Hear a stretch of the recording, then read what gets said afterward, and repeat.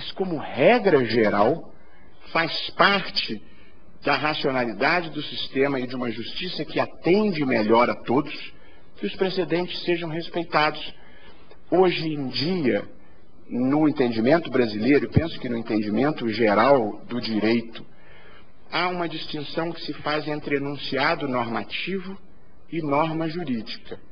Enunciado normativo é a norma no papel, em tese. Mas a norma jurídica é a norma interpretada. É o produto da atuação do órgão competente aplicando aquela norma. E, portanto, a segurança jurídica decorre do respeito à norma jurídica tal como foi pronunciada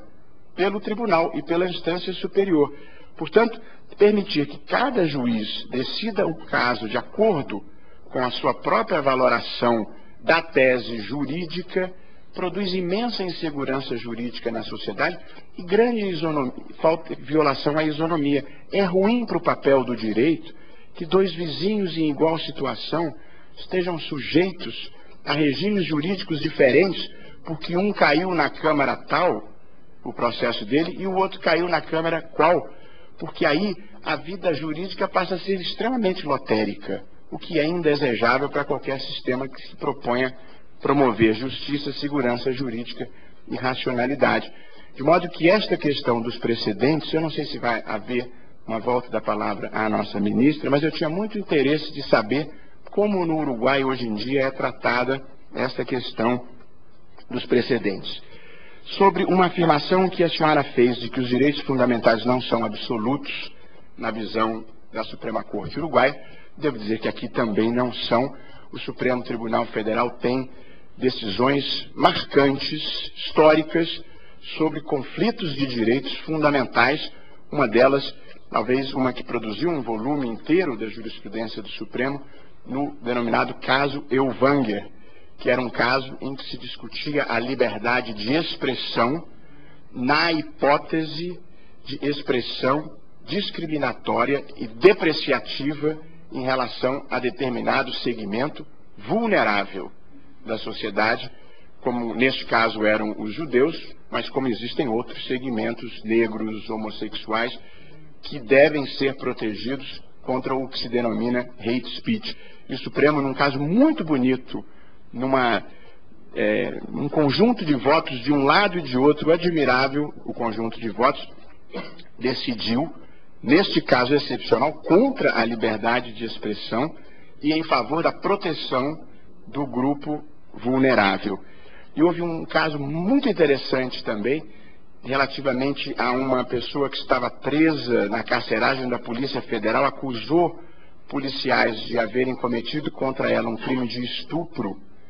E quando a criança ia nascer, os policiais pediram para fazer o exame de DNA para poderem excluir a paternidade. Ela se recusou a fornecer material com base numa jurisprudência da própria corte, em matéria de fornecimento de prova contra si,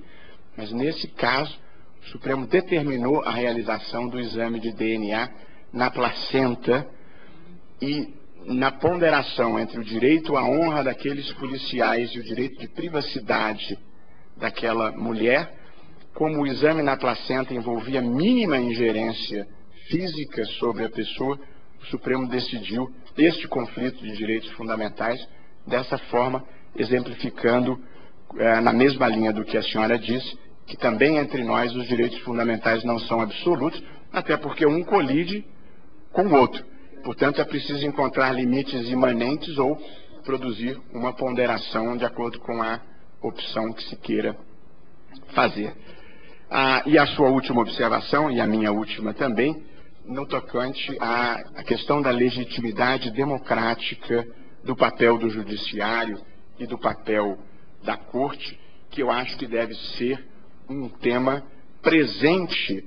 na jurisdição em geral e na jurisdição constitucional em particular, para que o judiciário não presuma demais de si próprio, mas para que também possa atuar compensando o déficit de legitimidade dos outros poderes. Este equilíbrio é um equilíbrio precioso e acho que o ativismo judicial, ele é pendular E no Brasil nós vivemos um momento de grande ativismo judicial, não especialmente da Suprema Corte, mas a vida brasileira dos últimos anos se judicializou amplamente. Algumas das grandes questões políticas, mas, presidente, e vou terminar aqui, como reforma da Previdência, reforma do Judiciário com a criação do Conselho Nacional de Justiça, essas duas grandes reformas do governo atual tiveram seu último capítulo no Supremo Tribunal Federal, porque tiveram a sua constitucionalidade arguída. Questões importantes de direitos fundamentais, como progressão de regime em caso de crimes hediondos, como interrupção da gestação em determinados casos, como pesquisas com células-tronco, são questões que estão postas perante o Supremo, e o Supremo vai dar a palavra final. Questões do dia a dia da vida brasileira, desde mensalidade do plano de saúde até tarifa de transporte público, se judicializou no Brasil. Então nós vivemos no Brasil um momento interessante e que não é uma escolha, é uma circunstância em que o Judiciário passou a ter um papel de grande visibilidade. E não há um dia que se abra um grande jornal brasileiro que não esteja lá estampada, para bem ou para mal, alguma questão afeta ao Poder Judiciário. Eu agradeço a oportunidade de poder estar aqui, ouvi-la e compartilhar dessa mesa com as pessoas queridas aqui presentes e devolvo a palavra à nossa presidente. Muito obrigado.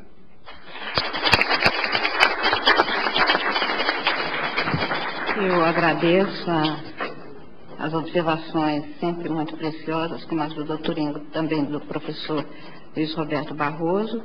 que parece, ministra, que deixa clara a profunda,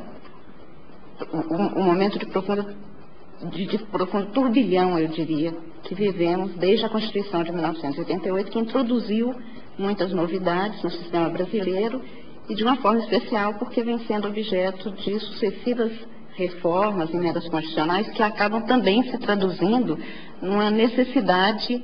disso que o professor Barroso chamou de judicialização. Na verdade, o Poder Judiciário é chamado permanentemente exatamente em função dessa nova Constituição e já agora com mais de 50 emendas constitucionais, algumas muito significativas.